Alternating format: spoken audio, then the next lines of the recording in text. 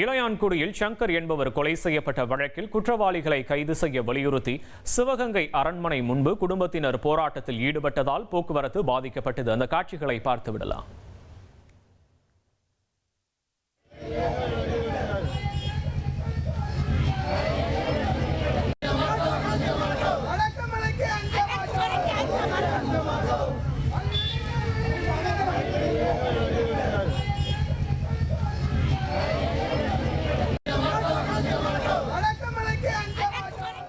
விவரங்களை செய்தியாளர் சங்கர் வழங்க கேட்போம். சங்கர், வணக்கம். போராட்டத்தில் ஈடுபட்டு இருக்கக்கூடிய குடும்பத்தினர் என்ன சொல்றாங்க? கள விவரங்கள் போராட்டம் தொடர்பான. இளையாங்குடி சங்கர் கொலை 3 நாட்களாக தொடரும் சாலை மறியல் தர்ணா போராட்டத்தால சிவகங்கை மாவட்டத்தை பெரும் பரபரப்பு ஏற்படுத்தி இருக்கு. சிவகங்கை மாவட்டம் இளையாங்குடி ஒன்றியத்துக்கு உட்பட்ட கண்ணமங்கலம் கிராமத்தை சேர்ந்தவர் தான் முத்தழகோட மகன் சங்கர். கடந்த புதன்கிழமை இரவு மர்ம நபர்கள் வெட்டி கொலைப்பட்ட சம்பவம் மாவட்டம் முழுவதும் பெரும் பரபரப்பு ஏற்படுத்தியிருக்கு. சங்கர் தனது காரில் தாயமங்கலம் அருகே வரும்போது சென்றபோது பாத்தீங்கன்னா முத்துவேல் மற்றும் செல்வகுமார் ஆகியோரோட பைக்குடன் மோதல் ஏற்பட்டது.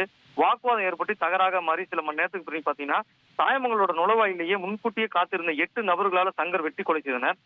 இளையாங்குடி காவல்துறை வழக்கு பதிவு செய்து விசாரணை கொண்டதுல இதுல தொடர்புடைய முத்துவேல், செல்வகுமார், பிரேம், முத்துமணி, சரண்குமார் ஆகிய 5 பேரை போலீசார் கைது செஞ்சிருக்காங்க. சங்கரோட கொலைக்கு எதிராக உண்மை குற்றவாளிகளை கைது செய்யணும், குடும்பத்துக்கு அரசு வேலை வழங்க வேண்டும் மற்றும் நிவாரண தொகை வழங்க வேண்டும், மாவட்ட ஆட்சியர் அது நேரில் உறுதியளிக்க வேண்டும் என்ற பல்வேறு கோரிக்கைகளை முன்வைச்சுதான் இளையாங்குடி பகுதியில் அவரோட உறவினர்கள், கிராம மக்கள் மற்றும் நேற்று முன்தினம் சாலை மறியல் போராட்டத்தில் ஈடுபட்டாங்க. அதைத் தொடர்ந்து நேற்று தாயமங்கலம் பகுதியில் சாலை மறியலில் ஈடுபட்டாங்க. கோபத்துல திரண்டவர்கள் இதுக்கு எது செவி சாய்க்கலன்னு சொல்லி சிவகங்கை கோர்ட் வாசல் பகுதியில் நேற்று மாலை நேரத்துல நெடுஞ்சாலை சிக்னல் அருகில் 100க்கும் மேற்பட்டோர் சாலை மறியலில் ஏற்பட்டு நேற்று மாலை தொடங்கி இன்று காலை வரை அந்த போராட்டம் தொடங்கி இருந்துச்சு. போராட்டக்காரர்கள் இரவிலும் நடுவிலே படுத்து உறங்கினாங்க.